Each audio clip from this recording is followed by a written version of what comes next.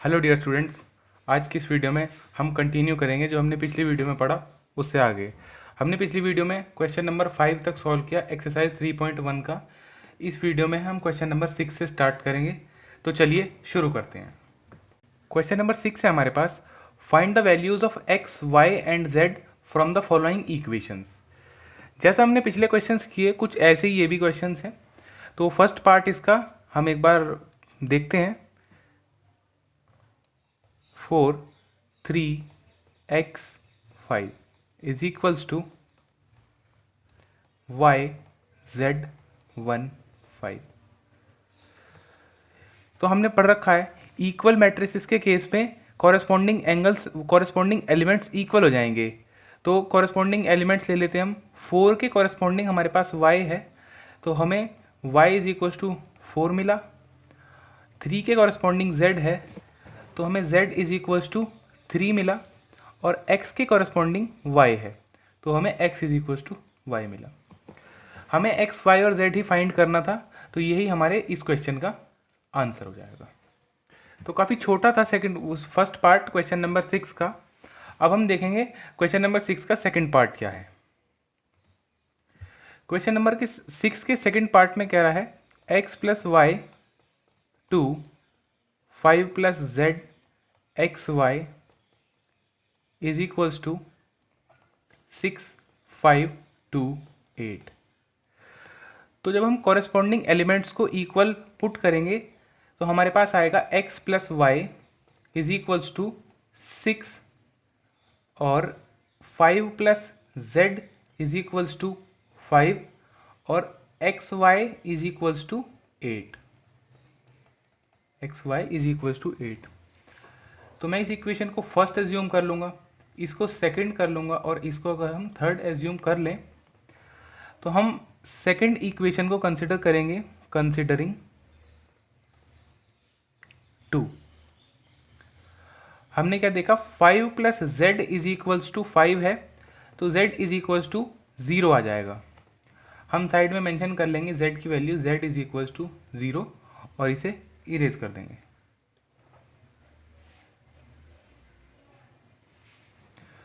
अब हमें सॉल्व करना है x और y के लिए। तो हमारे पास x प्लस वाई में एक तो इक्वेशन नंबर फर्स्ट है और एक इक्वेशन नंबर 2 है।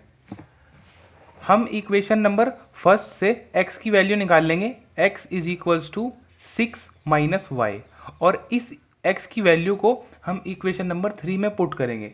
कुछ इस तरह की इक्वेशन में बच्चों को थोड़ी प्रॉब्लम आती है, बट इसमें कोई बहुत मुश्किल वाली बात नहीं है, हम बहुत इजी तरीके से सॉल्व कर सकते हैं। एक इक्वेशन से वैल्यू उठाएंगे और दूसरी में रख देंगे तो हमें क्वाड्रेटिक इक्वेशन बन जाएगी। अभी हम देख लेते हैं कैसे सॉल्व करना है। जैसे कि हमने देखा x की वैल्यू 6 माइनस वाई हम पुट करेंगे,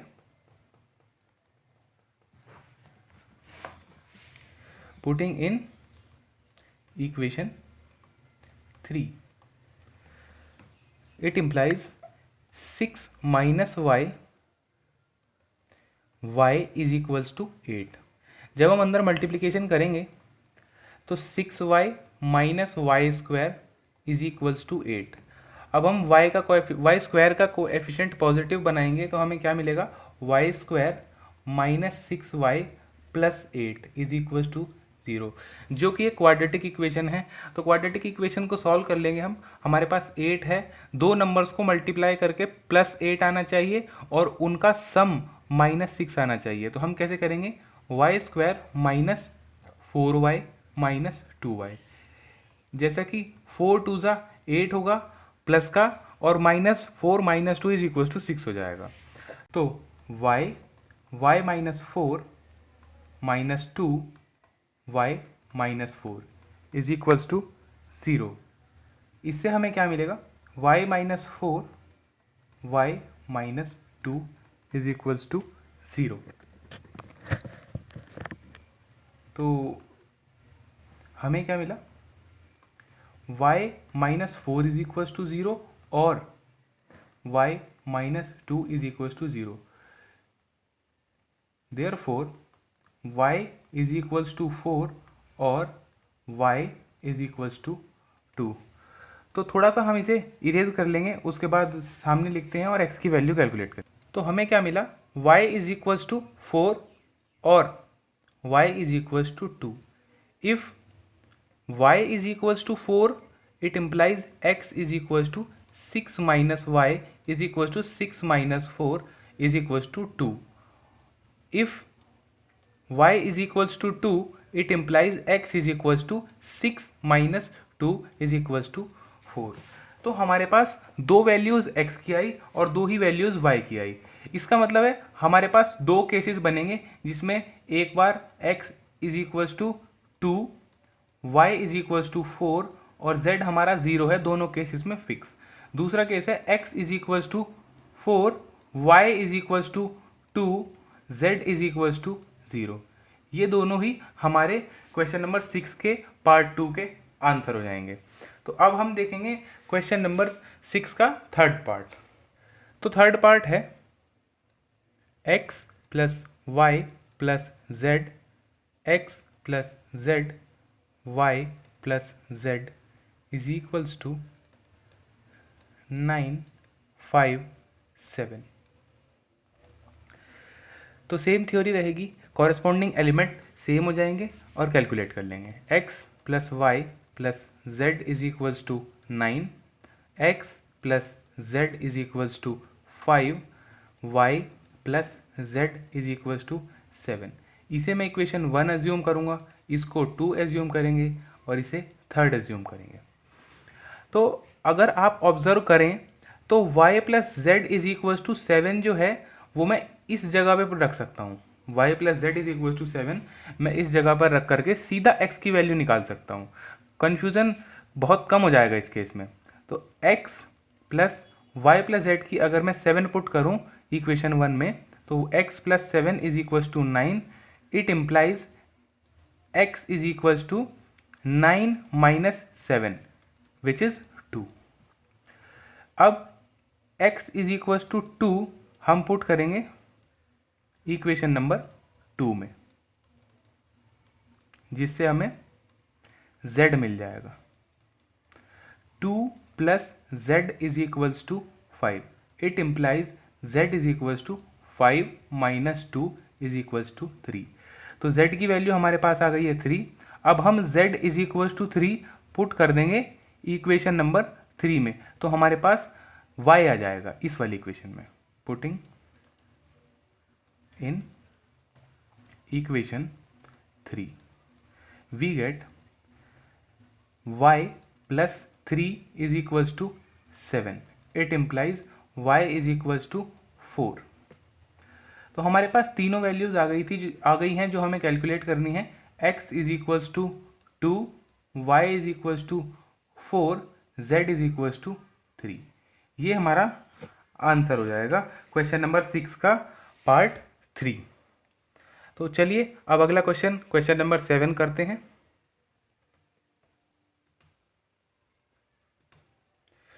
क्वेश्चन नंबर 7 कुछ है, find the value of a b c and d from the equation.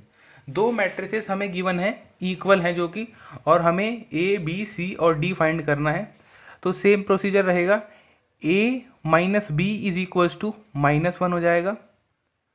2a plus c is equals to 5 हो जाएगा. 2a minus b is equals to 0 हो जाएगा. 3c plus d is equals to 13. Equation 1, 2, 3 और 4 assume कर लेंगे हम चारों को. उसके बाद हम देखेंगे इक्वेशन 1 और इक्वेशन 3 ए और बी में है, तो हम दो इक्वेशन से ए और बी आराम से निकाल सकते हैं. तो चलिए सॉल्व करते हैं इन्हें. A minus b is equals to -1 हमारी फर्स्ट इक्वेशन है और 2a minus b is equals to 0 हमारी थर्ड इक्वेशन है.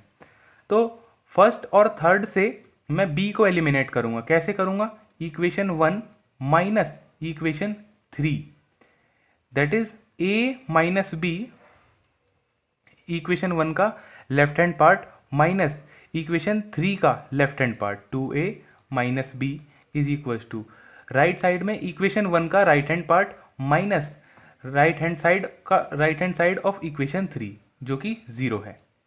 तो ब्रैकेट ओपन करेंगे, a minus b minus 2a minus और माइनस प्लस हो जाएगा plus b is equal to -1। b से b कैंसिल, b का दोनों में कोएफिशिएंट सेम था इसलिए मैंने सब्ट्रैक्ट किया और साइन भी सेम ही था, तो हम सब्ट्रैक्ट करते हैं और हमें क्या मिला, a minus 2a is equals to minus a is equals to -1। तो a इज इक्वल्स टू 1, हमारे पास क्या आया, a इज इक्वल्स टू 1 आया। साइड में नोट कर लेंगे a इज इक्वल्स टू 1। और अगर मैं a की वैल्यू इक्वेशन 1 में सब्सिट्यूट कर दूं या फिर पुट कर दूं तो हमारे पास b की वैल्यू आ जाएगी। तो putting a is equals to 1 in equation 1 we get 1 minus b is equals to -1, therefore minus b is equals to -1, यानी कि minus b is equals to -2, b is equals to 2 आया हमारे पास। तो इसे भी हम साइड में नोट कर लेंगे, b is equals to 2, और मैं इसे इरेज कर लेता हूँ। उसके बाद हम c और d कैलकुलेट। तो चलिए a की वैल्यू हम इक्वेशन 2 में पुट करते हैं और हमें c की वैल्यू पता चल जाएगी। तो 2 इंटू 1, क्योंकि a की वैल्यू 1 है, plus c is equals to 5, we get c is equals to 5 minus 2 is equals to 3। तो हमारे पास c की वैल्यू 3 आ गई। अब हम c की वैल्यू इक्वेशन 4 में पुट करेंगे। तो putting c is equals to 4 in equation 4, 3 into 3 plus d is equals to 13, 9 plus d is equals to 13, d is equals to 13 minus 9 is equals to 4। तो हमें d की value भी मिल गई, इससे d is equals to 4 हो गया। हमें a b c और d ही निकालना था। तो a की वैल्यू 1, b की वैल्यू 2, c की वैल्यू 3, d की वैल्यू 4 हमारा आंसर हो जाएगा। तो ये था हमारा 7th क्वेश्चन। अब हम करेंगे question number 8।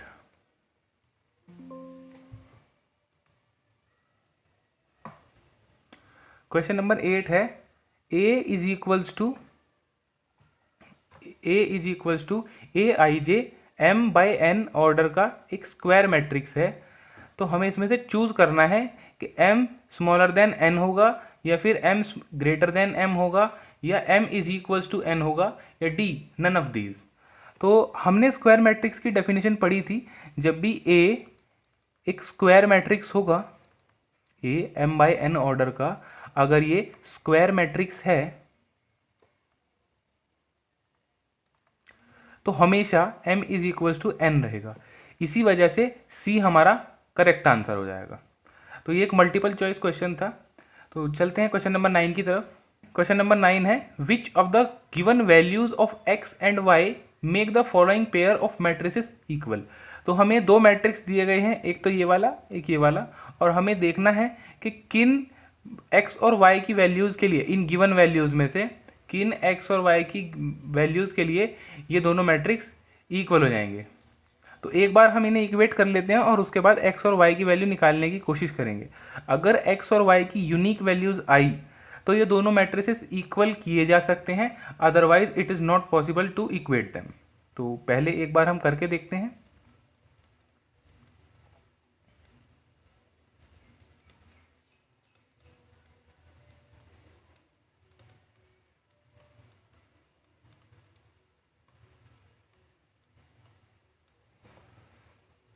Three x plus 7 is equals to 0, it implies x की वैल्यू -7/3 आ जाएगी इस वाले से, और 5 इज इक्वल्स टू वाई -2, इससे हमें y इज इक्वल्स टू 7 मिल जाएगा, और y plus 1 is equals to 8, इससे भी हमें y इज इक्वल्स टू 7 मिल जाएगा।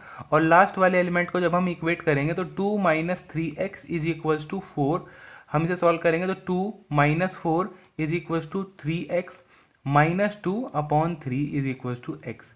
तो हमें इससे क्या मिला, x इज इक्वल्स टू -7/3 और y is equals to 7, y is equals to 7, x is equals to -2/3। But अगर ये दोनों मैट्रिक्स इक्वल होंगे तो x की वैल्यू शुड बी सेम ना, x की वैल्यू सेम होनी चाहिए, बट यहाँ पर तो x की वैल्यू डिफरेंट आ रही है, y की वैल्यू सेम आ रही है, तो हमें y से तो कोई भी इशू नहीं है, बट x की वैल्यू क्योंकि सेम नहीं आ रही तो ये दोनों मैट्रिक्स को इक्वल करना पॉसिबल नहीं है। तो इसका आंसर क्या आ जाएगा, not possible to find such values of x which will make them equal. तो ये हमारा क्वेश्चन नंबर 9 था जिसका आंसर बी था। तो चलिए क्वेश्चन नंबर 10 और लास्ट क्वेश्चन इस एक्सरसाइज का देख लेंगे एक बार, क्या है। The number of all possible matrices of order 3/3 with each entry 0 और 1 इज। पहला ऑप्शन है 27, सेकंड ऑप्शन है 18, थर्ड ऑप्शन है 81, डी है 512। तो हमें ये फाइंड आउट करना है, अगर हमें एक मैट्रिक्स दिया जाए 3/3 ऑर्डर का, तो इसकी एंट्री अगर 0 और 1 हो, यानी कि हर एक element each element is either 0 और 1। तो हमें फाइंड आउट करना है कि कितने ऐसे मैट्रिसेस पॉसिबल हैं। तो एक बार हम जनरल मैट्रिक्स देख लें, अगर 3/3 ऑर्डर का A11, A12, A13, A21, A22, A23, A31, A32, A33, ये हमारा एक जनरल मैट्रिक्स है 3/3 ऑर्डर का। तो अगर मैं आपसे कहता हूं A11 जो हमारा एलिमेंट है, मैं उसमें या तो 0 और 1 रख सकता हूं। तो हमें इससे पता चला कि देयर आर 2 पॉसिबिलिटीज